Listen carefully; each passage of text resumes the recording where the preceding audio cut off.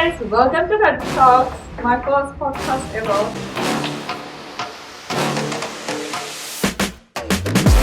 With my dear friend Namrata Purohit. Hello everybody. Why do you think it's such a constraint to talk about money like emotionally or financially in a household? A lot of people don't know how to grow their money, how to multiply their money. Yeah. What is like one extent difference between making money and building wealth? You have to sow it in order to become a fruitful plant that you're looking for. So in order to build wealth, you need to sow or disappear your money in the right tools and vehicles that's available out there. Going to be a rapid fire round. My favorite. Oh my god. Money or peace? Money. So, what I would like to say as a statement, which I think is very much suitable for a person who is just beside me, is like the strongest people are usually the ones who are carrying the most heaviest responsibilities silently. And she is a signature remarkable person for it. So it's just a conversation which is going to be like really genuinely deep rooted into who I care about the most and like how her life has shaped into her career, being a finance leader, business leader, and also like just doing excellent in her full-time responsibilities of the daily job as well. But beyond these titles and achievements, what today's topic is going to revolve around is like we are not going to glamorize upon success. Deep diving into like how success actually looks like, what is the BTS, like behind the scenes of it, and you know how much discipline, ambition, and like constant going on that it needs. And she's a person who helps people, families to grow like independent in a finance way to make them feel secure. So I think if you're a person who is like really nervous, you know, financially troubled, exhausted, but also want to grow, this conversation is going to be for you. So yes, how are you doing today? Thank you so much, Aditi, for such a wonderful introduction. Yeah. Hi guys again. And congratulations to you on your first ever podcast. Thank you. I am thrilled and honored to be your guest and your first guest ever. So I'm going to do my best again. And guys, trust me, here we are having a genuine conversation, as she said, deep diving into what goes behind the scenes and what's the grind all about. Yeah. Can you tell me who is Namrata Purohit beyond the business figures and like beyond just being a finance leader? That's a great first question, Yes. I must say. Wow, Namrata Purohit. I would say that she's just another girl, a woman who's trying to achieve her dreams and success, what defines for her in this world out there, and living a day by day. And can you tell me what does a normal day look like for you?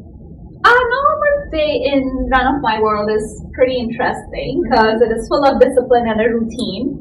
A lot of people are going to say that discipline's boring, but you don't know the fun if you don't. So you gotta enjoy it. And I'm one of those individuals. The world can change 360 degrees, but I love my discipline. I love my routine. Yeah.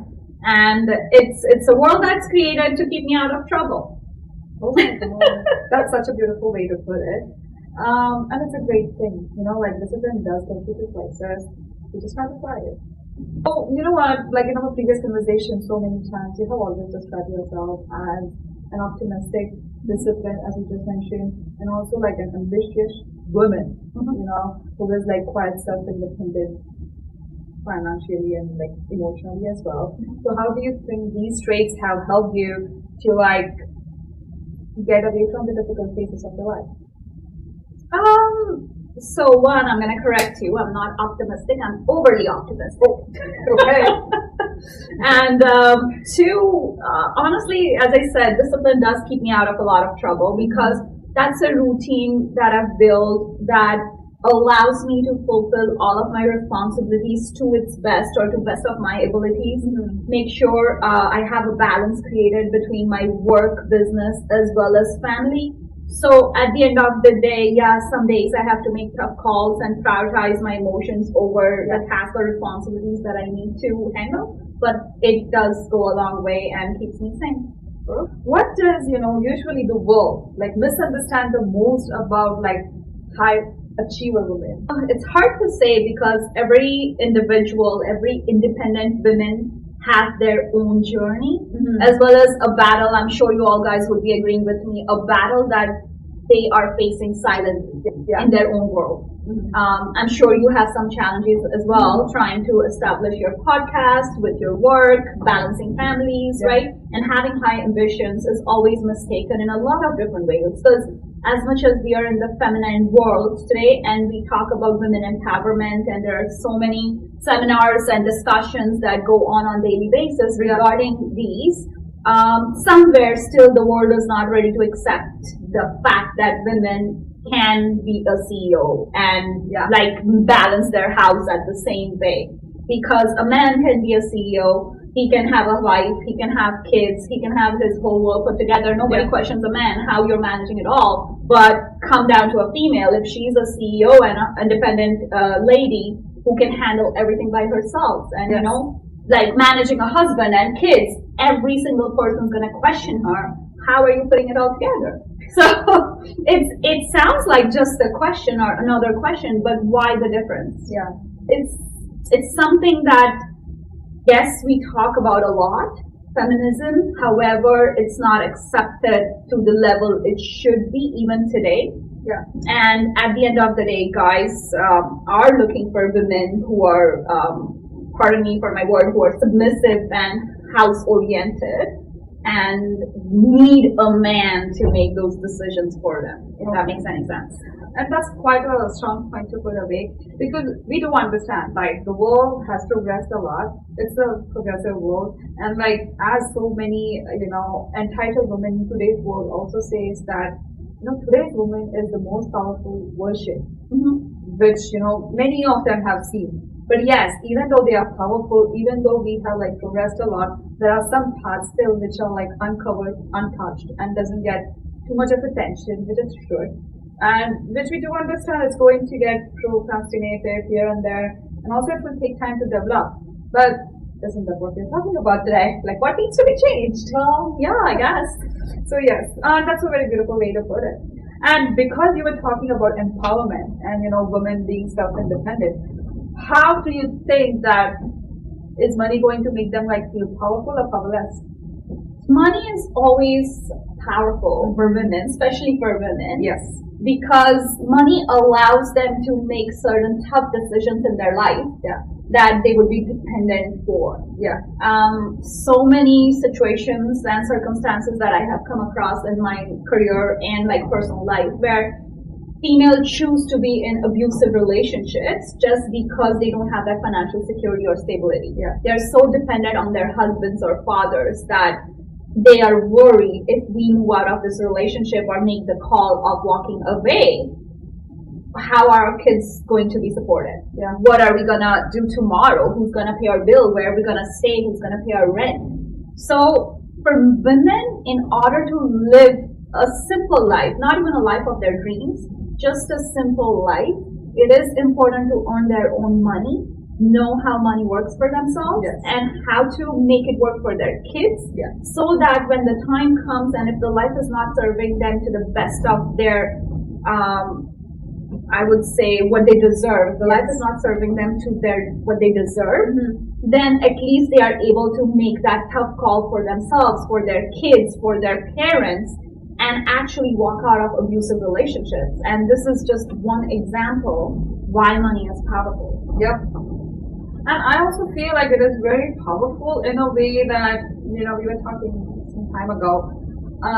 Like, even if you want to have a time to yourself, like enjoy the me time, as she has said before, and also like enjoy the time with your like girlies or friends or besties or parents, like whatsoever.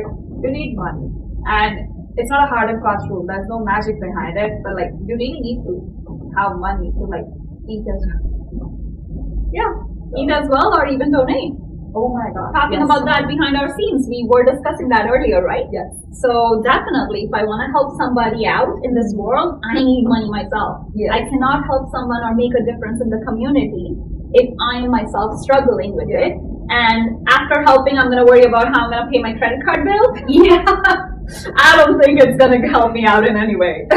So, okay, and that's a good point to put as well. And you know what? Because you have like answered it so wonderfully. Like the transition of this conversation shift is going to be also very smooth because my next question was going to reside in the money factor as well. It's like, what do families, avoid in talking about money into their households? Like, why do you think it's such a constraint to talk about money, like emotionally or financially in a household? That's a great question, Aditi, and I'm glad you're bringing it up because I think this is one of the things that we want to address in today's podcast here, where it is a taboo in our culture or society where we keep the money or finance conversations hush hush, and that really needs to be addressed. Yeah, we cannot have a successful, peaceful life, a life full of freedom, unless these discussions happen. And there's nothing wrong with it. The reason that I believe we are not having those discussions openly could be a lot of different factors, to be honest with you, because to some extent it could just be jealousy. Like, I want to be successful and have money and wealth for me and my family, but I'm not going to tell you the tricks and tricks because like, come on. I don't want you to have like the same things like me. Like, pretty that's much. It could be. We don't know, right? To some extent, yes, it could be. The other factor could also be lack of knowledge. A lot of people don't know how to grow their money, how to multiply their money. Yeah. So it's kind of hard to talk about it. They're probably ashamed.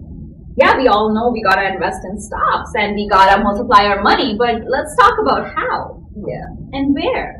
Which stocks? I know. And like, when you talk about learning, and I remember this conversation because you were like very much passionate about having, kids get that learning from their childhood itself. Yeah. Like, how to manage your finances. Like, I'm not talking about like those accounts and like those subjects which are going to be, too CA oriented or anything like that, but just a simple way of like, okay, money is important. Right. This is how you manage it. What's your perspective on it? No, definitely. It's a big topic, and any number of conversations we have about it is going to be less because yes, why am I learning about history and not future? Oh yes. In my school, like, I learned about what happened in 15th century and like how the world was overtaken and the British Empire, but nobody teaches me about what money is. Why money is important. Yeah. How should I grow my money? Yeah. Even in Western culture, like, kids start working as they grow teenager and have a part-time steady income coming in. But do they know how to start saving? What's the concept of it? Yeah. How to multiply it? Yeah. What will happen if you put your money aside at the age of 18 versus if you put your money aside at the age of 45? Yeah. Sometimes those conversations turns into harsh realities when the time's not on our side. Yeah. You know what I mean? Yes. So, yes, there are tons of tutorials and YouTube videos and social media available out there. Unfortunately, it's not as interesting to follow these conversations. And even if we do, until we try and error, we don't know what to trust and what not to these days. Yeah. So having a genuine person who you trust or who your family trusts and has been helping them, like a financial planner, professional individuals, they go a long way to be on your side. They know what they are doing and talking about and actually guide you through the process. Yeah. And over time is how you build wealth. It doesn't happen overnight. Yeah, and yes, I mean, it's like the power of compounding, I would say. Yeah, definitely. Yeah. And because like you were talking about like, how people own a lot. So that like brings a curiosity in my mind because like we still have those insecurities because we are human. It's a human nature, right? It's not just financial insecurities, but like different kind of insecurities as well. But like, what do you think is like, if a person is like well settled, earning well, has a good status, will those kind of people also have like the insecurity of finances? Comes down to what the insecurities we are talking about. Okay. If you mean, are they worried about their wealth or future, financial stability? Yes. Yeah, probably. If they don't have professional financial managers with them or planners with them who actually guide them in the right direction, or if you're not putting they're not putting their money to use or making money work for them, that 100%, like I can win a lottery tomorrow and be a millionaire overnight, but not knowing where to get my money in, I think I'll be insecure. If I don't know how to make my money work, I'll be insecure, totally. Because I can spend $1 million overnight, Vegas trip tomorrow. And then wait for another lottery ticket. Yeah, pretty much. So I don't think money itself is the key, or how much you earn is the key. Yeah. I'll be honest with you that you can be earning $50,000 to $60,000 a year, your annual income. Simple as that, your starting salary. But if you know what 10% rule for money is, how to make money work for yourself, you have nothing to worry about. You can build a stable financial future for yourself and your families. Yeah. And this is going to be you think financially independent women gets loved differently though? That's a tough one to answer. That's definitely a tough one to answer. But I would say that financially independent women have different expectations. Okay, that's right. So it's not about if they're loved differently, but definitely different expectations of what they are seeking from their partner or their family. And sometimes it's not just love. It's probably they're looking for a leader or actually the man of the house, an alpha who can, be there, support and understand along the way in her own journey. Yeah. So it really comes down to different individuals and what they are seeking in their life. This is just not about women as well. This is also going to be very much focused upon men as well. What do you think, do families unknowingly pass on financial fear to their children? Unknowingly, yes. Yeah. And I don't think it's the passing on per se, but it's what as children observe. Yeah. Right? Because you're used to a certain setting, you're used to a certain lifestyle, and kids are smarter than we think and give them credit for. So they observe. They observe the patterns, the spending habits, the living habits. Stuff like that from the parents, and they pick that up. When they grow, you will see that even kids have the similar patterns as their parents when it comes to spending money or savings money. I have seen some individuals who are my age group and our age group, and they'll be like, that's okay, I can spend it all, not having any knowledge or clue about what it can cost them. There's this saying, I'm not sure if you have heard about it, but they say that if you save money today, money will save you tomorrow. Oh, true. Right? So, unfortunately, again, not a lot of people talk about it. And growing up, if those are the patterns that I'm seeing and it's engraved in my subconscious mind, probably that's how I'm living my life today. And again, as you said, indirectly I might pass on to my next generation. Somebody has to break that habit, break that pattern, learn and educate themselves about money, understand money, and make sure that if you have a budget for spending, you should absolutely have a budget for savings. What young individuals, they should learn about money before turning 30. I do understand that we already talked about, the role of compounding, savings, and we're going to talk more about the 10% of savings which you were talking about.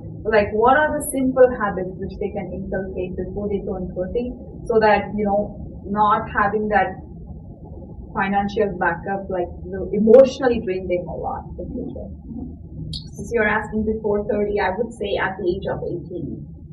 Some of the habits one should have is absolutely saving 10% of their income. You could be earning $400 a month, but saving $40 shouldn't be a problem, right? So making sure that you have a savings habit versus the spending habit is the first and very most important one. I would recommend in today's world, if you have to have multiple sources of income. It doesn't hurt to have multiple sources of income. It just helps you save that little bit of extra on your back pocket. Right?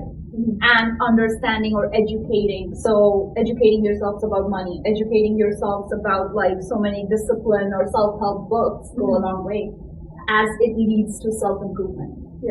because if you're not improving yourself, basically not changing with time or growing yourself into the best version of yourself, then I think you're in big trouble. Yeah. For people who does not know, much about money. Yeah. But what is like one extent difference between making money and building wealth? It could be done simultaneously, and it has or must be done simultaneously. Hence, I said, like, either you are $1 million earner or you are a 60,000 annual income earner. It doesn't matter. Educating and having the right professionals besides you helps you build wealth. Making sure you take those timely decisions when the time is on your side actually helps you build wealth. So, a simple example, if I must, your mango seed, do you think it will turn or grow into a plant if you sow it under the soil? Or so same goes with our money. If you just put it, basically store it in your savings or checkings account, you think it's not. So you have to sow it in order to become a fruitful plant that you're looking for. So in order to build wealth, you need to sow or disappear your money in the right tools and vehicles that's available out there, and have professionals help you do that. Otherwise, it's just being stored somewhere, which is not doing you any good. It's not working for you. Some people hesitate to take the first step towards it because, like, is it the fear which is stopping them, or is it like, because sometimes people are fearless, but they still have something in the back of their mind. And that's a great question / I would say a point. Thanks for bringing it up, Aditi. Because we all are. Even I was at one point in time hesitant to take the first step. Usually climbing the stairs for success, as you know and we all know, success is easier, but the first step is the tough one. It's always the tough one. It could be our surroundings, it could be our psychological mindset. It could just be the fact as I have not seen or felt what success is, what it is to be a millionaire. So say if I'm having a discussion here with you and giving you a pathway to become a millionaire, it would be hard for not only you or anyone to comprehend what it's going to look like. And 1,000% you'll be hesitant to take the first step. And unfortunately, but sadly, the truth is, we lose a lot of opportunities because we don't know what the end result is going to be like. And an average individual will spend a lot of time thinking about something that they don't know what it is. So, for example, like somebody approached to me with a pathway to be a millionaire, and I'll be like, oh, I need time to think about it, or I need time to sleep on it. But what am I sleeping on to? I'm not a millionaire. I don't know how to be a millionaire. So it's not the plan that I'm sleeping over. I'm just sleeping over my mindset, my subconscious mindset. Because you've heard about the number of individuals on an average, if you surround yourself with 5 healthy people, you're going to be the 6th healthiest person in the next 5 to 6 months.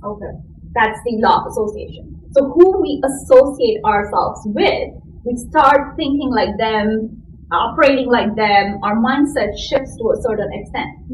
So if I'm with like 5 to 6 obese individuals, then it would be that in the 6th month, my eating habits going to change, my mindset towards working out will change. So it's really important who you surround yourselves with. If I'm surrounding myself with millionaires and who talk about $1 million income earning, then that's how I'm going to start thinking about it. I'm going to talk about ideas. I'm going to talk about growth, and I will not be talking about people. Like, I'm very passionate about that topic. Is sometimes like the society or people gets offended when you're too focused on like the bigger picture, which others can't see, but you can. And then you're working towards it, but because it has not turned into a reality, that's what prevents them to taking the first step, because they don't know how it feels. I know. But you are not going to know how it feels until you take that first step. It's contradicting to exactly what they want. It's sad, but it's true. And it's like, it's true. And like, to be honest, I do believe in that, going back towards your topic about positivity, it really matters as an individual to me a lot, because I feel like positivity is just not a thing like which is there and you need to have it. It needs to be there in your lifestyle. Like, you don't need to get reminded that stay positive. I'm gonna play devil's advocate here, Okay. Aditi. I gotta do that because I don't think it's something that you have to be reminded, but it's a conscious choice. Oh yes. It's a conscious choice that one makes every single morning when they wake up. Yeah.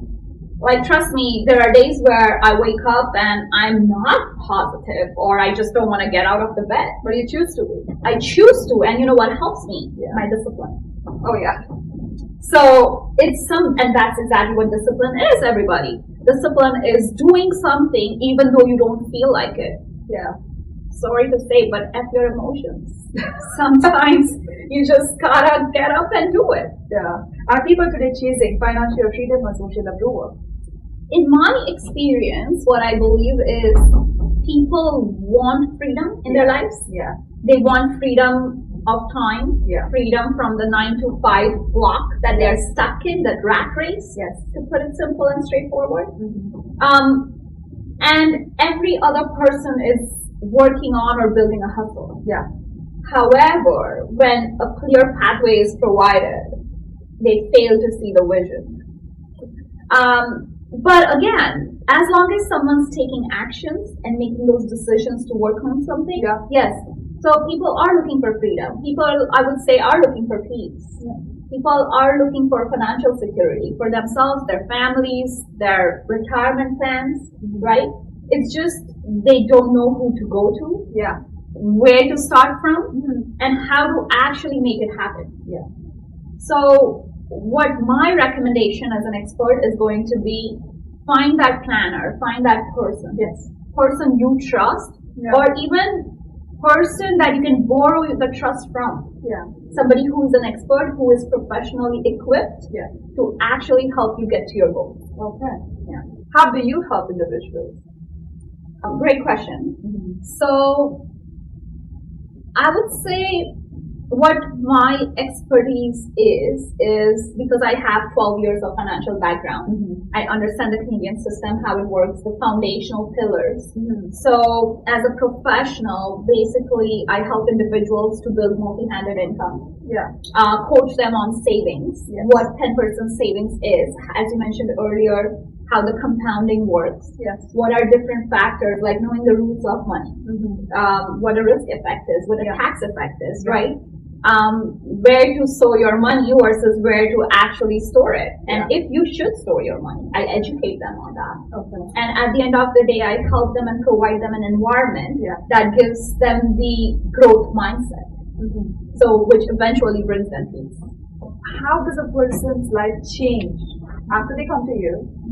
And what kind of experience is it? Like, if you can put it in words, because I know it's undescribable, but it's very, the word I'm going to use here is, it's very gratifying, because, I was in a situation once where I wanted to grow my money. I wanted to understand how all this works, and I didn't have any help. And it was a challenge trying to go through different resources, I would say, like places out there, having those conversations, asking questions, and again, not knowing who to trust. It was very scary feeling. So now that I'm blessed to be a blessing and actually have a platform where I can help others with the same challenges, it allows me to connect with them at a genuine heart-to-heart level, at a soul level. So it's very gratifying seeing those women able to earn good amount of money, good amount that's for them. Take care of those added expenses for their kids. Able to make those decisions that they were scared of when they needed to. Right? So those small challenges, or say victories, when the time comes, it's very gratifying. How has fitness changed your mindset outside the gym? Oh, fitness. So let me tell everybody, and Aditi, I think you do know this, my fitness journey started in 2019. It's been a number of years now. And you won't believe, I used to be a person who would actually laugh at somebody who used to go to gym. Okay. It's like me. And I would say today, by God's grace, this has been the best decision that I have ever made in my life. Well, besides my fur baby, of course. And it has shaped me and my lifestyle in tons of different ways. Of course, discipline is always there. But it has changed my confidence, the way I see the world, like, the way I feel about myself, even on my good or the worst days. Positive hormonal balances, just the way I fit in clothes from time to time, like having that healthy routine or a lifestyle. Yes, outside of gym, definitely, 1000%. Yeah, that's where it is. And what do you feel? Like, does it change your confidence or does it like enhances your confidence? I would say both. Both, because confidence is a skill set that everyone carries. Yeah. And the way I see it is there will be days that you're not feeling confident, and that's when you gotta dive into your pocket and pull that out. Yeah. And be like, I'm gonna be the best version today. Either I feel it or not. Yeah. But working out or having a fitness regime, it definitely helps you with your confidence, because that's a little bit of tick in your mind that I have done something productive in my day. Yeah. No matter what I'm feeling or what the rest of the day looks like. Yeah. So it does give you that little bit of boost. It of course, as we know, it releases our favorite dopamine and gives you those positive boosts. And yes, it does. So it enhances and changes your confidence. How would a discipline look like? And not just like glorifying it in the fact that, oh, I have to choose to go, but like when you're emotionally very much, drained. Even if there are days that you don't show up, you don't have to be hard on yourself. We all have to learn, especially as females, to be kind to ourselves. Yeah. And not be so hardcore that it can turn into a guilty feeling. It's like, if I fail to do a laundry today, it doesn't mean I'm not gonna do laundry forever. You know what I mean? Yeah. I'm gonna find the next available day and I'm gonna schedule my laundry. Yeah. Simple as that. So if I don't feel like going to the gym today, I'm gonna be kind to myself, acknowledge I needed rest, my body needed rest. And then there will be the next day where I wake up and I'll be like, okay, back to gym. Yeah. Do successful women get tired of always appearing strong? Yes, Aditi. I wouldn't just say the successful women, but every woman, every man out there, any human being who's always keeping up a strong face and is the responsible one in their family, we all go through that moment where we are tired, where we just need to catch a break and feel like we wish or hope there is somebody out there who's gonna, understand what we are going through deep down. It's not about the upper beauty or what we show to the world. At the end of the day, we are humans and we have emotions, and it's absolutely important for us to catch that break and people do get tired. Yeah. How success has been glorified, I would say, in our society. That money makes a person arrogant, or like success makes the ego so higher, or like sometimes it even makes a person wiser. So it's always going to like brighten up the qualities that you already have. But what do you think? Does money make anyone feel lonely? It's definitely hard to answer here. We're talking about two separate things, success and money, right? Yes. So it's like, what I would say is definition of success is different for everybody. Yeah. What success would mean to me is not the same for you, right? Somebody's having some money could be going a situation in their life versus the other. Yeah. So it's the reason it's hard to answer is because it has so many different variations that we cannot put a finger to something. But to some, yes, it could be lonely. To others, it might not be. Yeah. Because money can buy pretty much everything. When we work so hard towards something, we should not forget that we are also a human inside, like the human nature. So if we separate you from all the achievements that you have, and if we like put away all the qualities that you have, what would you still be at the end of the day? I think I would just be Namrata Purohit. That's who I am, and I think that was your first question. Yeah. Right? Who am I besides the business figure and Yeah. independent woman that I am. Yeah. And I am just another girl, another woman trying to achieve her goals and dreams, fulfill her dreams for herself, her family. Yeah. And if you take all of my success aside, my skill sets aside, I'm still going to be that girl. Yeah. The same girl at my soul. Nothing's gonna change. And we'll figure it out how to win the world again. Okay. It's going to be a rapid fire round. My favorite. Nah. Oh my god. Money or peace? Money. Discipline or motivation? What is discipline? Independence or partnership? Independent partnership. Gym therapy or real therapy? Gym therapy. Rich life or peaceful life? Rich life. And toxic thing social media has normalized, answer in one word. What? Showing to the world that we have it all. Okay. One thing women should stop apologizing for. Pretty much everything.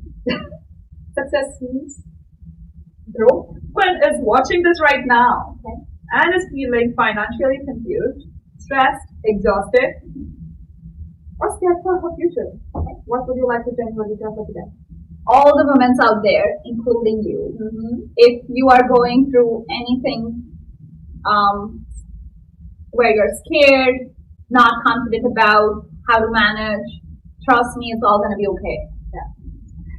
Life has its way of making everything magically figure it out and make it work for us. So just take a deep breath, believe in yourself, believe in the superpower, and at the end of the day, everything happens for a reason, and sometimes the reason could as simple as be coming in our lives to teach us a lesson. Yeah. Learn the lesson, be grateful about it, and keep moving on. That's the end of our session today. Thank you so much for listening, and I hope you found value in this, guys. Thank you for having me, Aditi. It's a pleasure. Proud of my own self. Good job. So I want to thank myself. Sure, you love yourselves and be kind to yourselves.